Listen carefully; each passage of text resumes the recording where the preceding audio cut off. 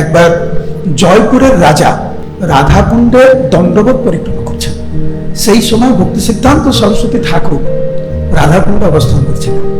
দণ্ডবোধ পরিক্রমা মানে জানেন তো? হ্যাঁ, দণ্ডবোধ করে করে পরিক্রমা। আমরা তো পরিক্রমা করি এমনি, দণ্ডবোধ করে করে পরিক্রমা।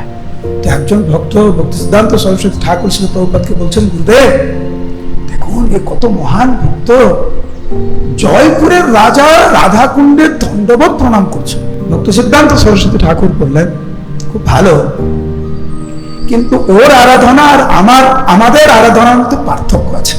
জয়পুরের রাজা দণ্ডবোধ পরিক্রমা করছে কৃষ্ণের সন্তুষ্ট বিধানের জন্য, আর আমরা পরিক্রমা করি রাধারানীর সন্তুষ্ট বিধানের জন্য। এই হচ্ছে গৌড়ীয় ধারা।